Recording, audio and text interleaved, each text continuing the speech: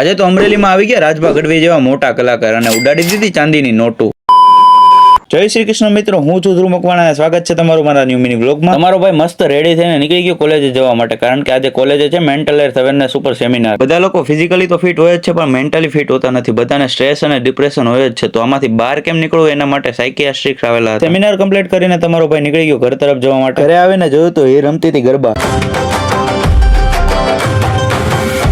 તો મેં કીધું બેન, ઉત્તરાયણમાં ગરબા ન હોય તો મને કે તું તારું કામ કરને ભાઈ. પછી તો શું, બેન સાથે થોડી મોજ મસ્તી કરીને નીકળી ગયા જીમ જવા માટે. જીમ પહોંચ્યા પહેલા તમારા ભાઈને એક લેવાતા સારા એવા ગ્લાસીસ, તો આવી ગયા હતા ગ્લાસીસની દુકાને. પછી જીમમાં જઈને ફટાફટ વર્કઆઉટ કમ્પ્લીટ કરીને પહોંચી ગયા બેનને લેવા માટે. મને કે ઘરે જતી વખતે મારે પીવું છે કોકટેલ. એક તો તમારો ભાઈ ડાયટ ઉપર હોય, તે જ આ બધાને કંઈક ને કંઈક પીવાનું મન થાય. પછી તો હું એને કોકટેલ પાઈને નીકળી ગયા ઘર તરફ જવા માટે. ઘરે જઈ અને જમીને નીકળી ગયા ડાયરામાં જવા માટે, કારણ કે ડાયરામાં આવવાના હતા રાજભા ગઢવી. પછી તો ડાયરામાં પહોંચ્યા હતા, ડાયરો થઈ ગયો તો ચાલુ.